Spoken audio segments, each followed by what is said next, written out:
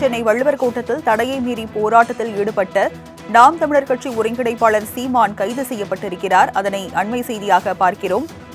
விவரங்களை செய்தியாளர் செலினா வழங்க கேட்கலாம். செலினா, தடையை மீறி போராட்டத்தில் ஈடுபட்டதற்காக நாம் தமிழர் கட்சி ஒருங்கிணைப்பாளர் சீமான் கைது செய்யப்பட்டிருக்கிறார். எத்தனை பேர் இந்த போராட்டத்தில் பங்கேற்றிருந்தாங்க? விவரங்கள் என்ன?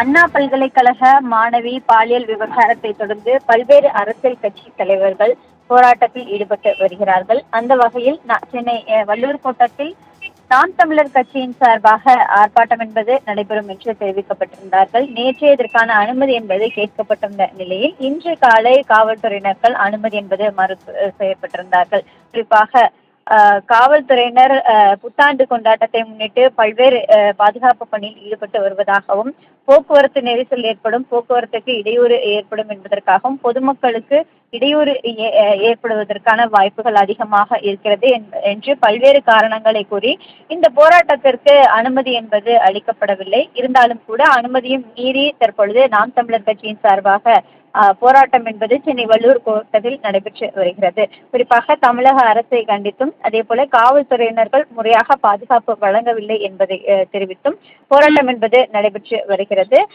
இந்த போராட்டத்தில் நாம் தமிழர் கட்சியின் ஒருங்கிணைப்பாளர் சீமான் மற்றும் மகளிர் அணியினர்கள் உள்ளிட்ட 200க்கும் மேற்பட்டவர்கள் இந்த போராட்டத்தில் கலந்து கொண்டிருக்கிறார்கள்.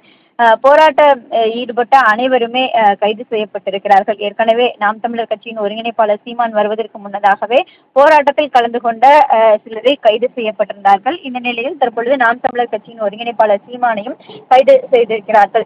மாலை 5 மணி வரையிலுமே அவர் தனியார் மண்டபத்தில் அந்த கைது செய்யப்பட்டிருக்கக்கூடிய அவர்கள் அனைவரையுமே அடைத்து வைத்திருப்பார்கள் என்று எதிர்பார்க்கப்படுகிறது. புத்தாண்டு கொண்டாட்டத்தை முன்னிட்டு பல்வேறு இடங்களில் காவல்துறையினர் பாதுகாப்பு பணியில் ஈடுபடுவதால் காவல்துறையினர் காவல் செய்வதற்கான சரியான ஆட்கள் இல்லை என்றும், அதற்காகவே இந்த போராட்டத்தை இன்று நடத்தக்கூடாது என்று மறுப்பு தெரிவித்ததாகவும் காவல்துறை சார்பில் தெரிவிக்கப்பட்டிருந்தார்கள். அனுமதி கொடுக்கப்படாதையும் மீறி இந்த போராட்டத்தில் ஈடுபட்டவர்கள் அனைவருமே கைது செய்யப்பட்டிருக்கிறார்கள்.